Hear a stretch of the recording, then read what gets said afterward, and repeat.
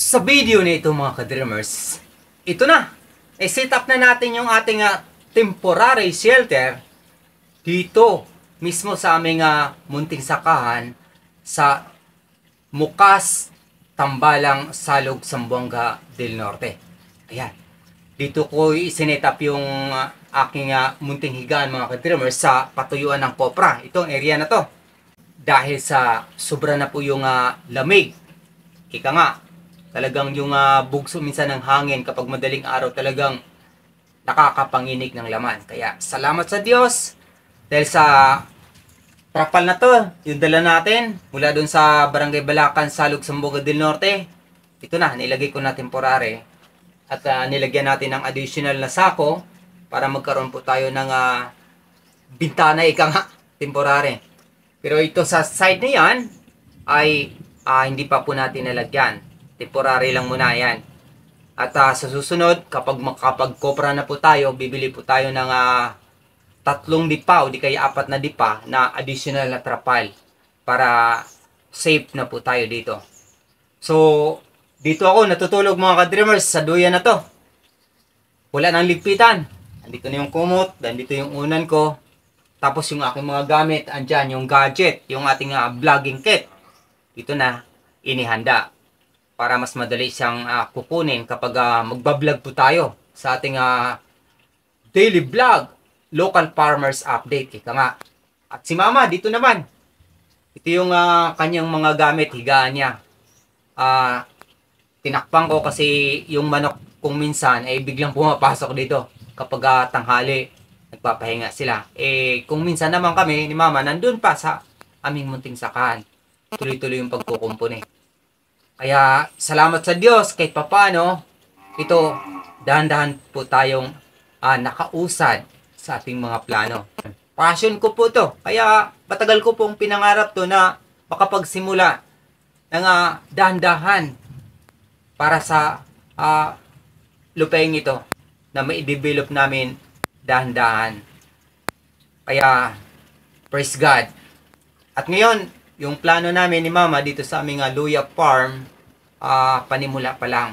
Tapos yung ating kamuti crops naman, dandahan. Susundan natin ang kamuting kahoy, dandahan uli hanggang sa makausad tayo sa pangalawang level. Ayan.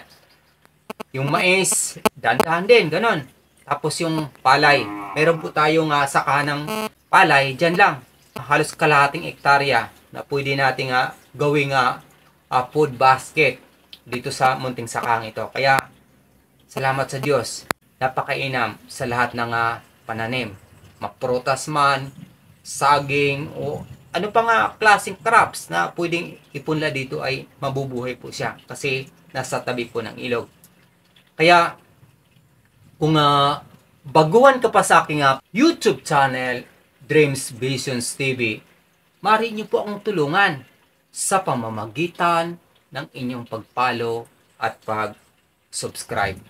At sa hinaharap, sa aking mga pangitaing panaginip ayon sa Biblia, mga tanda at kababalaghan bago ang dakilang araw ng Panginoong Jesucristo. Hanggang sa muli, maraming salamat sa pakikinig at pag-subscribe. Papuri sa Diyos, sa ngalan ng Ama, ng Anak, at ng Espiritu Santo. Amen. God bless. Thank you, Lord. Ito na. Tuyan na tayo.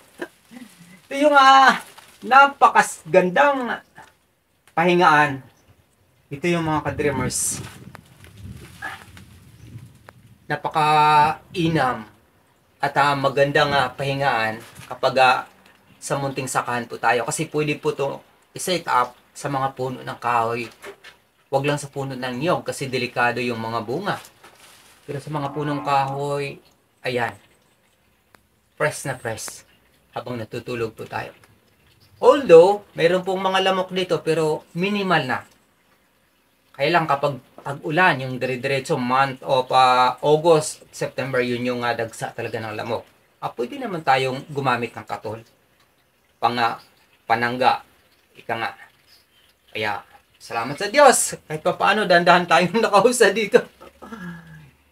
i-enjoy lang natin yung bawat sandali ng ating buhay. Yung ating mga ginagawa, gawin nating passion, lalo na yung pagsasaka. Malaki ang pera sa pagsasaka.